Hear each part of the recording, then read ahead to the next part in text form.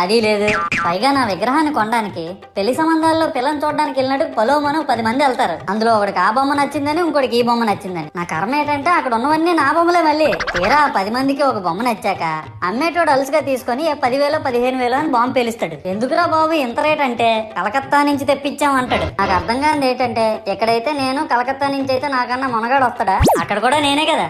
ఇలా నన్ను బజార్లో పెట్టి బేరం ఆడి నా మొహానికి ముసుగేసి వ్యాన్ ఎక్కిస్తారు. ఆ వ్యాన్ డ్రైవర్ గాడు నేనున్నానని కూడా చూడకుండా ఏదో ఆలోచించుకుంటూ డ్రైవ్ చేస్తా గతకల్లో గబ్బి గుబ్బి అని తించేసి నా కాల్లో చెయ్యి ఎరగొట్టేస్తాడు. ఈ విషయం చందాలు ఇచ్చిన చిన్నోళ్ళకి తెలిస్తే మళ్ళీ ఇరిగిపోయిన బొమ్మ పెట్టకూడదని ఏ బొమ్మ రాసి కవర్ చేసేస్తాడు. సరేలే జరిగిందేదో జరిగింది, నా భక్తులే కదా, కూల్ బ్రో అని చిల్లయ్యే లోపు నన్ను పందిర్లో పెట్టి ముసుగు తీసి నాకన్నా పొడుగుండే సౌండ్ బాక్సులు 2 నా చెవులు పక్కన పెట్టి డీజే గణేష్ బ్రో అని చెప్పి నా పాటలను కూనీ చేస్తారు. సరేలే పిల్లలు కదా, ఇప్పుడు కాకపోతే ఎప్పుడు ఎంజాయ్ చేస్తారు, కాసేపట్లో పూజ స్టార్ట్ చేస్తారని వెయిట్ చేస్తా ఉంటే ఆ 5 రూపాయల వ్రతకల్పన బుక్ చూస్తే